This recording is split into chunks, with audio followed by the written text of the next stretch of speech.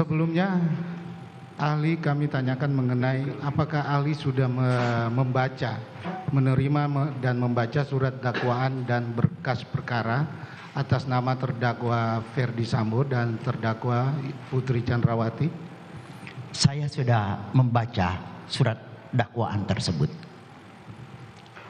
Baik. Kapankah seseorang dipandang telah melakukan tindak pidana menurut sistem pembuktian pidana yang dianut dalam hukum acara pidana di Indonesia? Baik, izin menjawab yang mulia. Menurut pengetahuan hukum yang saya pahami, seseorang itu dipandang telah melakukan tindak pidana manakala sejak awal pada diri orang tersebut terdapat mens rea atau niat sejak awal untuk melakukan tindak pidana. Selain memiliki mens rea, maka orang tersebut harus melakukan actus reus. Apa itu actus reus? Actus reus adalah bentuk-bentuk perbuatan terdakwa yang mencocoki atau memenuhi keseluruhan unsur-unsur pasal yang didakwakan kepadanya. Dalam kaitan dengan pembuktian, berlaku prinsip hukum bahwa manakala satu saja unsur tidak terpenuhi dari pasal-pasal yang didakwakan, maka menurut hukum dakwaan tersebut tidak terbukti secara sah dan meyakinkan. Dan tentu saja dengan demikian kepada terdakwa tidak dapat dihukum. Demikian pendapat saya. Baik, ahli menjelaskan tadi mengenai unsur-unsur yang dibuktikan maupun tidak dapat dibuktikan dalam perbuatan pidana. Saya ke dakwaan terkait terdakwa Ferdi Sambo maupun terdakwa Ibu Putri Chandrawati yang didakwa pasal 340, 338. Saya ingin ahli menjelaskan mengenai unsur perbuatan pidana pembunuhan yang diatur dalam ketentuan pasal 340 KUHP dan 338 KUHP, serta apa yang menjadi perbedaan khusus di antara dua delik tersebut. Izin yang mulia untuk menjawab. Saya ingin mulai dulu pada unsur dari pasal 338 KUHP. Pada pasal 338 KUHP itu unsurnya terdiri dari barang siapa dengan sengaja menghilangkan nyawa orang lain. Kalau pada 340 ada tambahan unsur, yakni direncanakan lebih dulu. Jadi ini perbedaan yang sangat mendasar, bahwa kalau delik pembunuhan biasa 338 itu tidak ada kalimat direncanakan lebih dahulu. Tapi kalau pada 340 itu ada unsur direncanakan lebih dahulu. Berikut, saya kemudian ingin menjelaskan bahwa sebenarnya kejahatan ini, kejahatan pembunuhan berencana itu adalah biasa disebut dengan mor. Kejahatan ini sebenarnya adalah kejahatan biasa, doksla, tetapi hanya karena kemudian dilakukan secara berencana, maka dianggap sebagai pembunuhan berencana atau mor. Lalu kemudian yang unsur esensial yang membedakan di sini, karena pada pasal 340 itu perbuatan pembunuhan harus dilakukan dengan direncanakan terlebih dahulu. Maka sebenarnya apa maksud atau makna yuridis, makna hukum dari unsur pasal direncanakan lebih dahulu yang biasa disebut dengan Voorbaden Raad.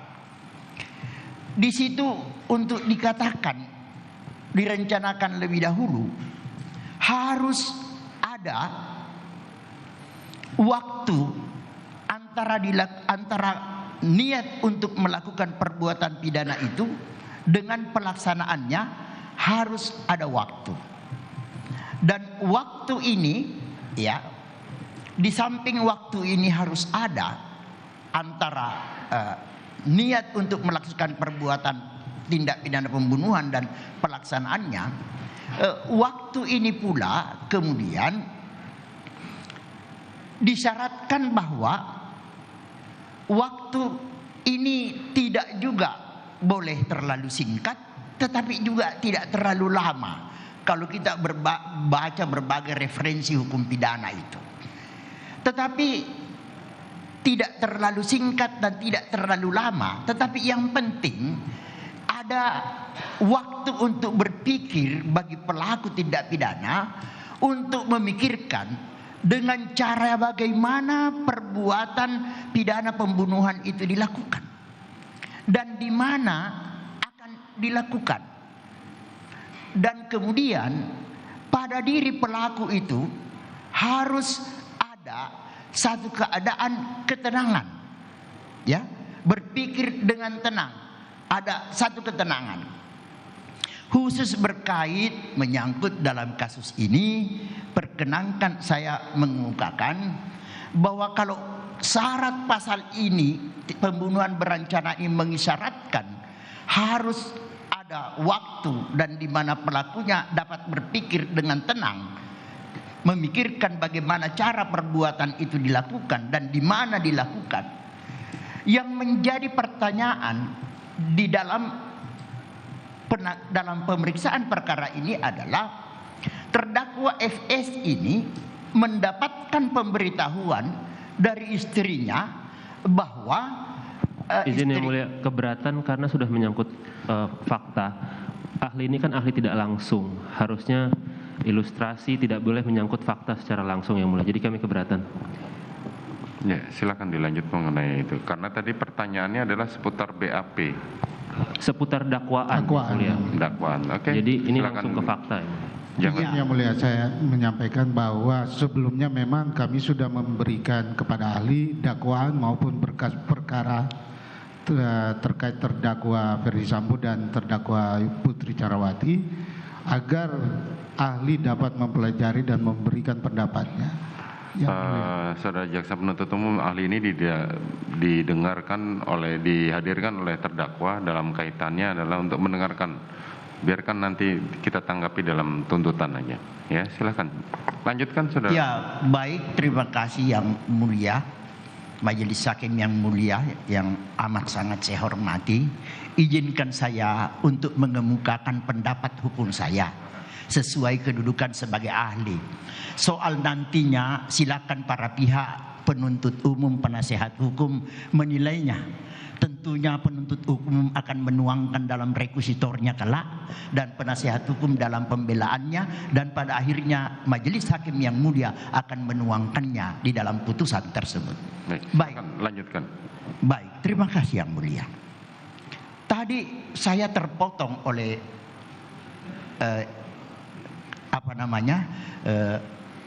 penyampaian Bapak penuntut umum yang saya hormati. Tadi saya menjelaskan bahwa khusus berkait kasus ini, tadi saya katakan bahwa pasal 340 ini mensyaratkan adanya waktu dan ada ketenangan bagi pelaku untuk berpikir dengan cara bagaimana perbuatan pembunuhan itu dilakukan dan di mana dilakukan. Harus ada waktu dan bisa berpikir dengan tenang.